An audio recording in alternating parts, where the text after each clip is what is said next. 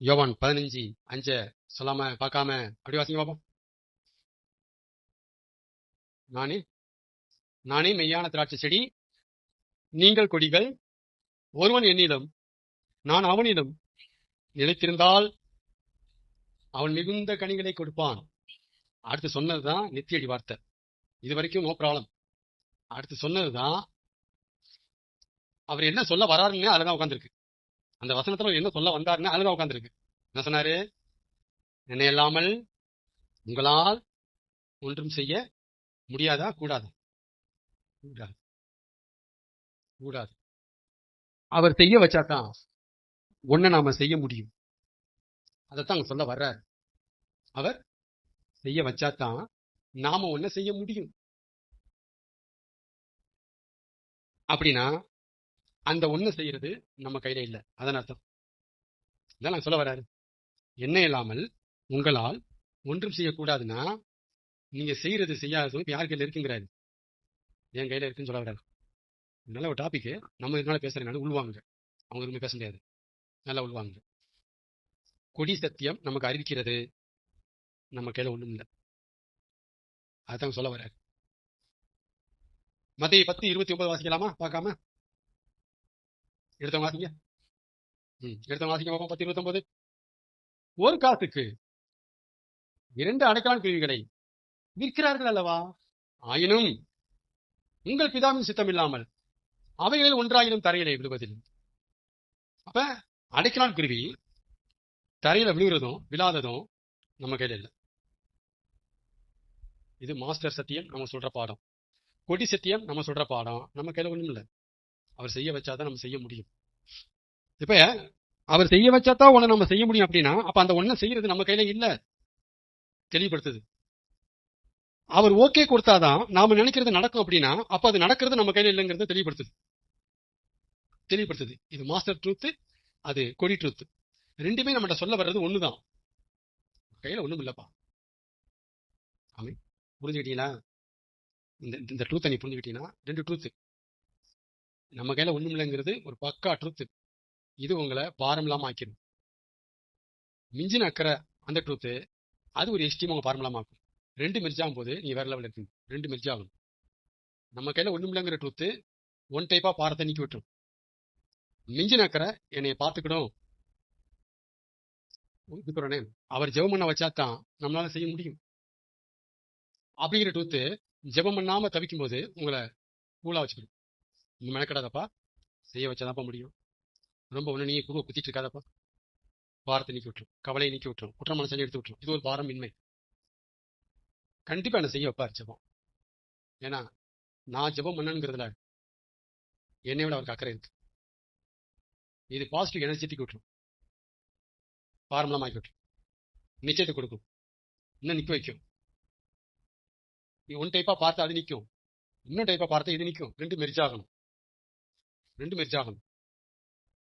ஆமை. பெந்தேகோஸ்தே எனும் நாள்ல அப்போஸ்தலர்கள் மேல கூடியிருந்தாங்களா? பற்பல பாசைகளை பேசுனது என்ன அவங்க கையில இருந்துச்சு? யாரா பேச முடியுமா? நான் சொன்னேன், ஊழியம் வளர்றது என்ன என் கையிலயா இருந்துச்சு? இதெல்லாம் ஊழியம் செய்யறதுதான் என் கையில இருக்கா? ஐயோ, நான் ஊழியத்துக்கு வந்ததுதான் என் கையில இருந்துச்சா? இதை ஃபுல் பண்றதுக்கு ஒரு எவிடன்ஸ் கொடுக்குறேன். பெந்தேகோஸ்தே நாள் வந்த பொழுது அப்போஸ்தலர்கள் மேல கூடியிருந்த போது பற்பல பாசைகளை பேசுனது என்ன அவங்க கையில இருந்தா பேசினாங்க? சொல்லுங்க சிஸ்டர், அவங்க கையில இருந்துச்சு? இல்ல அவங்க கேட்டுதான் நடந்துச்சா? அவங்க கேட்டுச்சு அதுவும் இல்ல அவங்க கேட்டு மேல இருந்தாங்களா? இன்னைக்கு வர்றோம் ஆண்டவரே, மேல எல்லாரும் அக்னி மேல அவங்க இறங்கி எங்க மேல இறங்கி பழத்தை காட்டெல்லாம் வீசி நாங்க பற்பல பாசைகளை பேசும்படி அருள் புரிவாராங்க சொன்னாங்களா? கேட்டாங்களா? அவங்க எதுவுமே அவங்க கையில இல்ல. அப்ப இது எதுவுமே இல்லைங்கிறது கன்ஃபார்மா? எதுவுமே இல்லை. ஊழிய வாழ்ந்துச்சு. சும்மா அந்த சின்ன கூட்டம் அந்த சம்பவத்துக்கு அப்புறம் பெண் கூட்டமா மாறிடுச்சு. ஊழிய வளர்ந்துச்சு. ஆனா வளர்ந்தது அவங்க கையில இல்ல. இதை புரிஞ்சுக்க தவறிட்டோம். அது அவங்க கையில இல்ல. ஊழிய வளர்ந்துச்சு. அப்ப நான் என்ன புரிஞ்சுக்கிட்டேன் இந்த சம்பவத்தை வச்சு? எதுக்காகவும் எவனையும் அவர் எதிர்பார்த்துட்டு உட்கார்ந்துட்டு இருக்கிறது இல்லைங்கிறத நான் தெளிவா புரிஞ்சுக்கிட்டேன். எதுக்காகவும் எவனையும் அவர் எதிர்பார்த்து உட்கார்ந்து இருக்கிறதே இல்லை. இது நடக்கணும். இதுக்கு நீ வேணும், வாழ்ந்துதான் ஆகணும். ஓவர். பெண்டேகோஸ்து நாள்ல பரிசுத்த ஆவியானவர் லிட்டரலா பூமிக்கு வந்துடணும். அவரு இது நடக்கணும், இது நடக்கணும். இதுக்கு என்ன செய்யணும்? ஏறுங்கடா மேல, கூடுங்கடா. எவனையும் அவர் எதிர்பார்க்க மாட்டாரு. நான் தெளிவா புரிஞ்சுட்ட சத்தியம் அது. எவனையும் எதிர்பார்த்து உட்காந்துருக்கவே மாட்டார். ஸ்ட்ராங்கா பேசுறேன், நம்புங்க இதை. எத்தனை வருஷமா கிடைக்காத ட்ரூத் எனக்கு. அவர் எதிர்பார்த்து உட்காந்துக்கவே மாட்டார். நீதான் ஃபிட் அப்படின்னா உன்னைய செய்ய வைப்பாரு.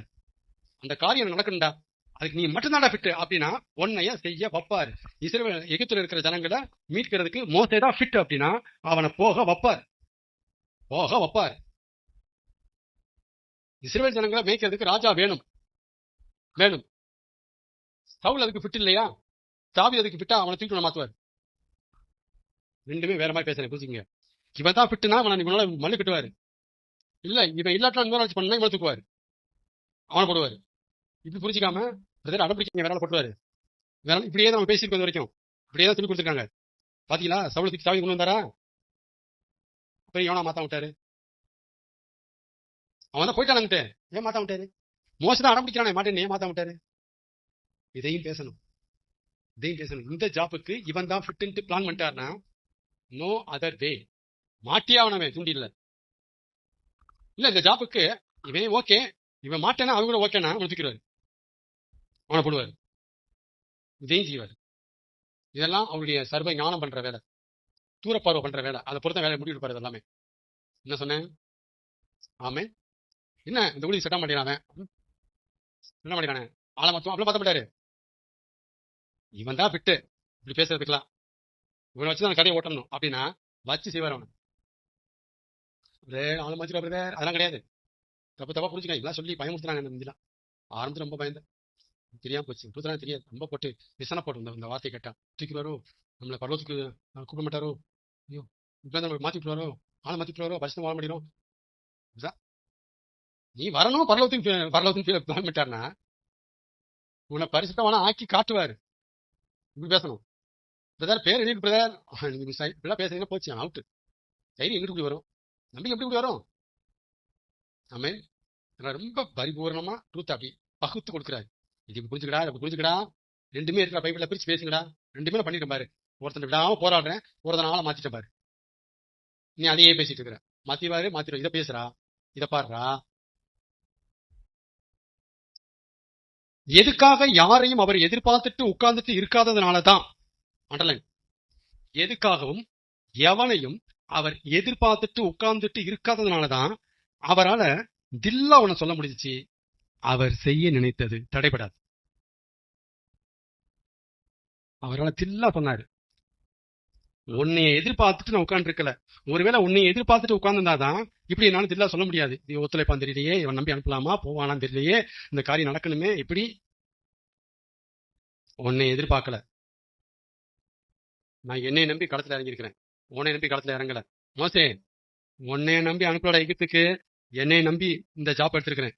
இஸ்ரவேல் ஜனங்களை எகிப்துல இருந்து மீட்கிறத தேவனாகி ஆண்டவர் மோசையை நம்பி எடுக்கல. சூப்பர் ட்ரூத் இது. அவரை நம்பி இறங்கினாரு. நான் போறேன், நான் வரேன், மோசே நீ போக வைக்கிறவன அப்படி வந்தாலும் அவரு ஆமீன் சொல்லுங்க. அதனாலதான் காரியம் தடைப்படல. அவர் நினைச்சது தடைப்படல. எப்படியா இவர் தில்லா பேசுறாருன்னா மேட்ரு இது. அப்ப நான் புரிஞ்சுக்கிட்டேன், அவர் சர்வ வல்லமுள்ள தேவன்கிறதுனால மட்டும் அப்படி பேசுறவரு. ஏய் நான் நினைச்சது தடைப்படாதா சரி, அப்பெல்லாம் அது மட்டும் பேசுறவரு. உண்மைதான், அது மட்டும் காரணம் இல்ல. ஆனா அவர்கிட்ட பிடிவாத குணம் ஒண்ணு இருக்கு. இதுவும் காரணம். நான் ஒன்னே எதிர்பார்த்து உட்காந்துருக்கலப்பா, எனக்கு அந்த காரியம் நடக்கணும். பிடிவாத குணம். நான் சர்வ வல்லவர் தான். அப்படி உள்ள ஆள்கிட்ட இப்படிப்பட்ட பிடிவாத குணம் என்னன்னா தடைபடும் காரியம். இந்த பிடிவாத குணமும் ஒரு காரணம். ஆமீன் சொல்லுங்க. கர்த்தர் நல்லவர். அதனால எல்லாம் நம்ம கையில இருக்கு என்றும், நம்பர் 1 நம் கையில ஒண்ணு இருக்கு என்றும் சொல்பவன் இது எல்லாமே கண் திறக்கப்படாத குருடன். நம்ம கண் திறக்கப்படல. ஏலோ ஹலோ நம்ம கையில ஒண்ணுமே இல்ல ராசா அப்படிங்கிறவன் கண் திறக்கப்பட்ட குருடன். நான் இருந்தேன், இப்ப கண் திறக்கப்பட்ட குருடன். நான் கண் திறக்கப்பட்டவன். இன்னும் நீ கண் திறக்கப்படாம இருக்க, நீ குருடன். நான் இருந்த குருடன் ஒரு காலத்துல எல்லாம் தெரியாம இப்ப தெரிஞ்சு போச்சு. யோவான் 15:5 மத்திய 10:29 என்ன தெளிவா காமிச்சிருச்சு. You are nothing and totally nothing. சூனியத்திலும் சூனியமா இருக்கிறீர்கள். அப்படிலாம் என்ன இதான் உன் கையில ஒண்ணும் இல்லை. புரிஞ்சுக்கோ. ஏன் போட்டு மனம் பாரமா இருக்க? பாரப்படாத. நான் உன்னை எதிர்பார்த்து உட்காந்துருக்கல. உன்னைய பரலோகத்துக்கு, நீ பரலோகத்துக்கு வந்து சேரணுங்கிறது அந்த விஷயத்துல நான் உன்னை எதிர்பார்த்து உட்காந்து. இதை விட என்னத்தை பேச முடியும் பைபிள்? ஏப்பா, நீ பரலோகத்துக்கு வந்து சேரணுங்கிறதுல நான் உன்னையே எதிர்பார்த்து உட்காந்துருக்கல. பட் நீ பரலோகத்துக்கு வரணும் நான் எதிர்பார்க்கிறேன். என்ன சொன்னேன்? நீ பரலோகத்துக்கு வரணும்ட்டு நான் உன்னை எதிர்பார்க்கறது வாஸ்தவம் தான், உண்மைதான். பட் உன்னை புரிஞ்சுக்கோ, அதுக்கு நான் உன்னையே எதிர்பார்த்து உட்காந்துருக்கல. அதான் சில ஊழியர்கள் சொல்லுவாங்க, ஆண்டவர் நம்மளை கொண்டு உன்னை செய்ய நினைச்சிட்டாருன்னா அதுக்கு அவருக்கு நாமளே தேவையில்லையா. ரொம்ப காமெடியான வார்த்தை. நம்மளை கொண்டு ஆண்டவர் ஒன்று செய்ய தீர்மானிச்சிட்டாருன்னா அதுக்கு நாமளே அவர் தேவையில்லையா. அதான் இது அர்த்தம். அப்படி என்ன சொன்னோம்னா, என்ன சொல்ல வரானா, அவர் அவங்களை எதிர்பார்த்து உட்காந்துக்க மாட்டான்னு அர்த்தம். மோசையை கொண்டு மீட்பை கொண்டு வரணும் அப்படின்னா அது மோசை அவர் தேவையில்லை. ஆனா மோசை கொண்டு தான் செய்யணும். என்ன அர்த்தம்? இல்ல, உன்னை நம்பி நான் வரல, போய்த்தான் ஆகணும், போய்த்தான் பார்க்க வைப்பேன். உன்னுடைய மனப்பூர்வமான சம்மந்தம் தேவையில்லை, நிர்பந்தமான சம்மந்தம் அவனை போட வைப்பேன் நான். ஓ சொல்றாரு போவோம், யோனா ஓ கிராம துரத்துறாரே போவோம். நிர்பந்தமான சம்பந்தம் பிற்காலத்துல அது மனப்பூர்வ சம்மதமா மாறிடும். முதல்ல மோசை போக ஆனா அப்புறம் போய் சொல்லுங்க, ஊழியர் வரையிட மோசை, ஐயோ இதை விட்டு போய் நான் ரொம்ப நல்லா இருக்குப்பா, இப்படிதான் ஆரம்பிக்கும். நிர்பந்தமான சம்மதம் பிற்காலத்துல மனப்பூர்வமான சம்மதமா மாறிடும். அப்படின்னா கத்த நல்லவர்.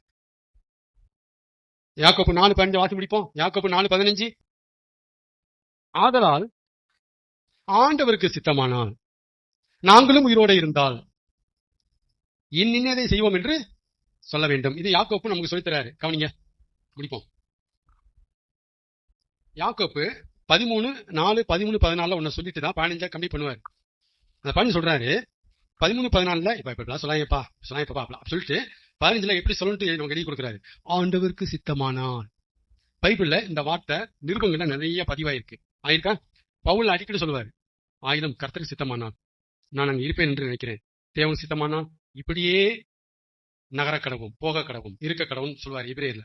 இப்ப தேவனுக்கு சித்தமானால், ஆண்டவருக்கு சித்தமானால், இன்சா அல்லா அப்படிமாங்க புறஜாதிகள். கடவுளுக்கு விருப்பமானால், கடவுள் நாடினால், இறைவன் நாடினால் அர்த்தம். இறைவன் நாடினால். அப்ப தேவனுக்கு சித்தமானால், ஆண்டவருக்கு சித்தமானால் அப்படிங்கிறது அந்த வேர்டு நமக்கு என்னத்தை காமிச்சுது? ஏன் அப்படி சொல்றாரு? இந்த வேர்டு உன்னை பழிச்சு நம்மகிட்ட பேசுது. ஆனா கண்கள் மறைக்கப்பட்டிருக்கு. பழிச்சுன்னு சொல்லுது ஒரு வார்த்தை, ஒரு ட்ரூத்தை அடிச்சு தூக்குது நம்மகிட்ட. ஆண்டவருக்கு சித்தமானான்னு சொல்லுங்க. ஏன்னா நீங்க நினைக்கிற எதுவுமே உங்க கையில இல்ல நடக்கிறது. நம்ம கையில ஒண்ணும் இல்லைங்கிறத அது பறைசாற்றுது உலகத்துக்கு. இன்னும் நம்ம கண்ணுக்கு தெளிவா கண்ணுக்கு படலது. ஏன் ஆண்டவர் சித்தமானு சொல்லணும்? உங்க கையில ஒண்ணும் இல்ல, உங்க கையில ஒண்ணும் இல்ல. இங்க போய் வியாபாரம் பண்ணி, அங்க போய் சம்பாதிச்சு, அங்க போய் மாடி வீடு கட்டி, உங்க கையில ஒண்ணும் இல்ல. நினைக்கிறது மட்டும்தான் இருக்கு. நினைப்பு நிஜமாகிறது உங்க கையில இல்ல. கற்பனை பண்ணிக்கோ, அது இருதயத்தின் தன்மை. கற்பனை நிஜமாகிறது உங்க கையில இல்ல. என்னன்னா பேசிக்கோ, உனக்கு வாயிருக்கு. ஆனா நீ பேசின வார்த்தை நிஜமாகிறது உங்க கையில இல்ல. ஏன்னா திட்டம் போடு, திட்டம் நிஜமாகிறது உங்க கையில இல்ல. இந்த ஆண்டவர் சித்தமாங்கிற வேடு அழகா நம்ம தெரிந்த அந்த சத்தியத்தை அப்படியே ஆமைங்குது. ஆமேன் ஆமேன் இப்படிதான் சொல்லணும். இறைவன் நாடினால், இறைவனுக்கு விருப்பமானால், ஆண்டவர் சித்தமான இப்படிதான் பேசணும். ஏன்னா நம்ம கையில ஒண்ணும் இல்லைங்கிறத நம்ம தெரியப்படுத்துறோம் ஆண்டவருக்கு. அப்ப இவ்வளவு தூரம் பேசுனது ட்ரூத்தா பொய்யா? வசனம் காமிச்சு கொடுக்குது. இப்படித்தான் சொல்லணும்னே சொல்லிட்டாரு. இப்படித்தான் நீங்க பேசணும். சும்மா அதை நினைச்சு அப்படி சொல்லக்கூடாது. ஆண்டவர் நாடினால், ஆண்டவர் விருப்பமானால், ஆண்டவர் திட்டமா இருப்பாரானால், ஆண்டவரின் முடிவு அப்படி இருக்குமானால் இது நடக்கும், இதை செய்வோம், அப்படி பேசணும். இதுதான் நம்ம சூனியத்திலும் சூனியம்ங்கிறத நம்ம அடிக்கடி அறிவிக்கிறோம், நமக்கு யாவப்படுத்துக்கிறோம்.